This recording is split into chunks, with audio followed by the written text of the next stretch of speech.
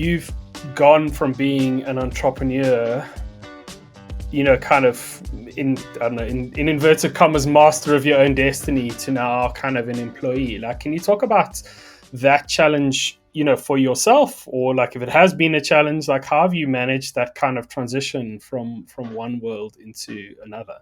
Yeah, it's hard. It's really hard, man. Like I think the first thing I'll say is maybe something unfamiliar to a lot of people is that if you're not an entrepreneur, people have painted this picture that entrepreneurs have got all this freedom and it's easy.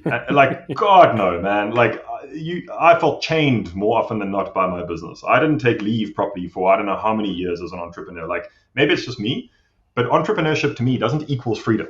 In fact, entrepreneurship to me equaled a shit ton of responsibility and pressure, and I loved it. But make no mistake, from my perspective, it is a lot easier being an employee than it is being an entrepreneur, right?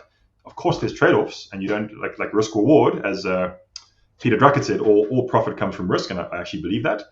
So that's the first thing. Is I just wanted to make that statement that I certainly didn't equate being an entrepreneur with like super freedom, right? So that's the first thing. The second thing is I've literally never had a job in my life.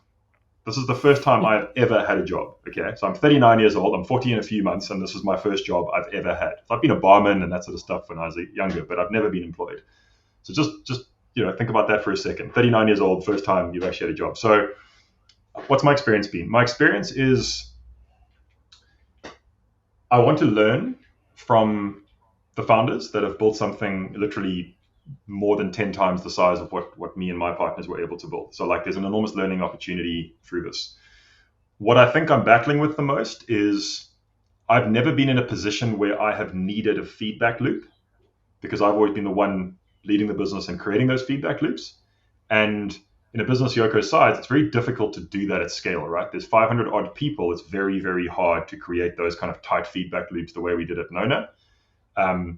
And yet I still feel like I need them. So I'm trying to figure out, like, how do you create these feedback loops that are needed in an organization that big that are meaningful? So that's a challenge. I guess my take on this, Ross, is, and I report directly to one of the founders. It's mine and his relationship that kind of catalyzed the deal. He's a super cool guy. I definitely don't feel like I'm managed or anything. We just kind of talk a lot.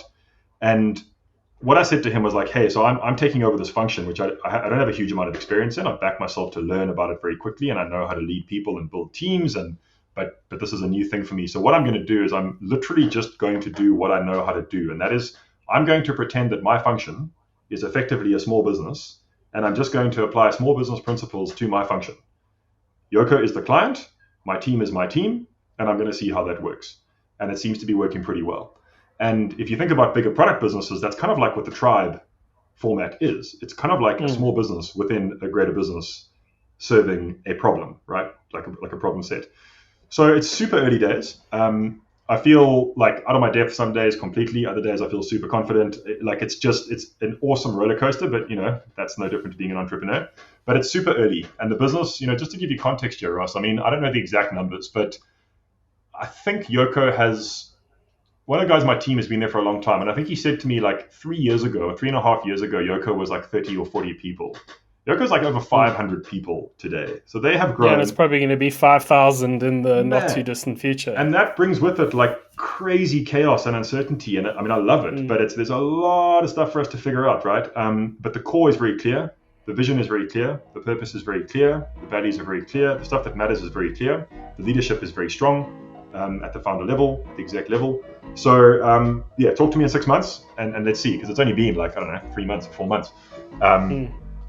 But different, definitely different, very different experience to being an entrepreneur and a business owner.